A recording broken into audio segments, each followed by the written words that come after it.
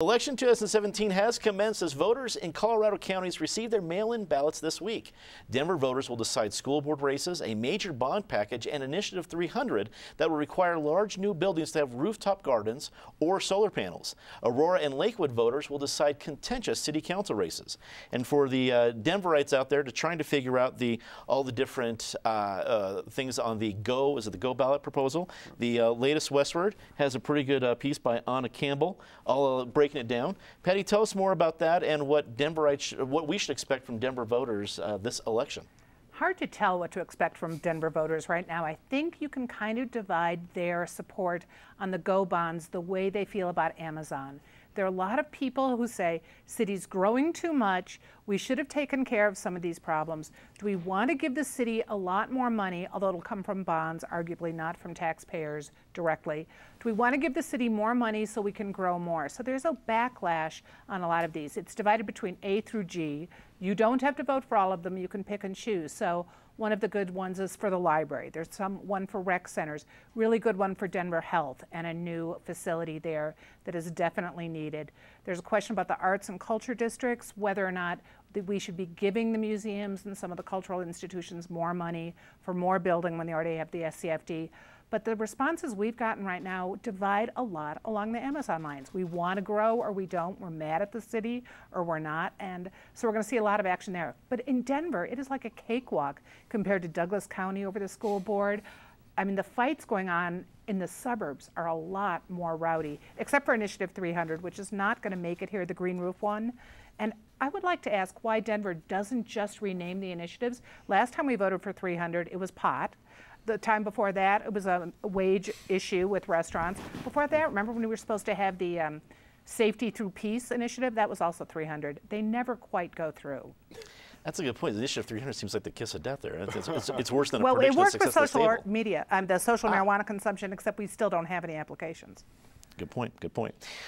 Roger, Patty brings up a lot of great points, especially the battles going on in the suburbs. I'm a suburbanite myself. I'm seeing all the handwritten notes on the back of SUVs in Douglas County saying which school board people to vote for. Right. Are you expecting some bigger rifts to come from some of these? The school board is a big deal in Douglas County. It's that way in a lot of places. Do you think we're going to see some impact from these races? Oh yeah, especially the school board races. The Douglas County school board races. It's a monstrous ripple of what comes out if the conservatives lose that board. There are so many things that are already in play that conservatives are really excited about. The biggest being the Blaine Amendment, going in front of the Supreme Court, looking for some clarification with that. If a less conservative board comes in, and all I have to do is lose one seat, it means that goes away. The Attorney General doesn't get to go to D.C. and argue that case. I know she wants to do that. I know conservatives are also looking to figure out some sort of clarity on what kind of money is in play from public money funds to be able to put into public schools that don't have anything to do with religion. So making that definition is going to be really important. It's something that's really it's bringing a lot of money in. Matter of fact, I just read something that was $700 million now from the unions have been put into Douglas County alone. So I think we're not done. We've got a couple weeks, right, still before we see the end of that, I think. Yeah, but then the mail-in ballots kind of create this huge election day stretch where it's the 3-week election day. Erica, there's a lot to choose from here. You have big proposals in Denver about our growth. Aurora, which really I think over the next couple of decades is going to be vying with Denver about the influence of the whole metro area. A city council, pretty contentious city council races, and everything with school board. Take your pick. What should we be noted of? I'll go in a totally different direction. I sit here, it's October 20th. I flash back on October 20th a year ago and where we were getting ready to elect President Hillary Clinton. And, you know, what has become of the last year when that didn't happen. I think a year ahead to October 20th, 2018, when we will have multiple statewide ballot issues and a very heated contested race for who's going to be the next governor of Colorado. So I'm sort of enjoying the respite. Yes, we have an election here, but as elections go, it is certainly quieter than what we've experienced or quieter than what will come next.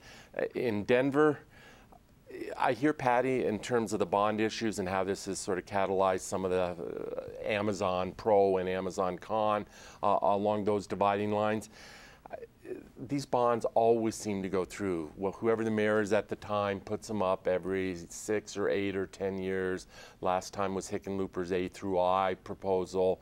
They all went through. The cultural facility one was a little closer, but they all passed. I have a line I've used on this show before that, you know, for liberal Denver voters, the more you tax yourself, the closer to God.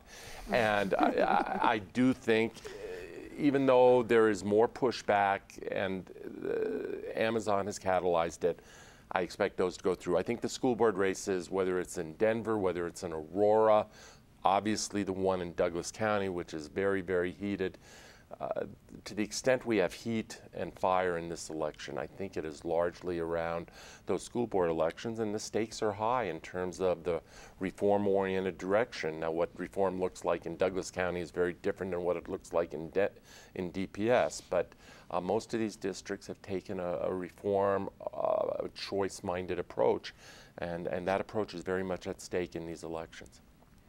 Natasha, Eric's right. I mean, even with the contentious races in Douglas County, election 2017 is probably one of the more civilized elections we've seen in a while. What should we take away from all the different races and all the different ballot issues that are out there right now? Well, I think the key one to focus on, at least from my perspective, is the Denver School Board right now. That race could have huge implications on the city, and it's just, we always talk about all politics being local. Like, it doesn't get any more local than school board, but it sets a standard for the city. It's how we attract people to move here. It's how we attract families to stay. It's how we raise a really smart and effective workforce. So this race has 10 candidates for 4 different slots. The board has been pretty much in, I guess, in kumbaya status for a long time. So having a few different candidates actually win this election would change those votes. It would be less of a 7-0 situation, which is typically what happens there. I've had an opportunity to actually interview each of the candidates. What's interesting is they start from a point of all wanting to take care of kids and having the best schools possible. That makes sense. After that, it gets very, very different. They have different ideologies of how to approach that, ways that they want this to happen, things they think DPS is doing right, and things that need to change. Where they also do all come back together, though, is emphasizing how important this election is for people to vote in, because of all those reasons I mentioned: the workforce, the communities, our neighborhoods, what this means for the city as a whole. So it's one of those things that goes under the radar. We don't think of school board that often, but this is an important election for people to turn in their ballots on Election Day. Is all those interviews available on the website? As soon as I can file it next week. All right. So tune in next week to see there's plenty of sources for that information.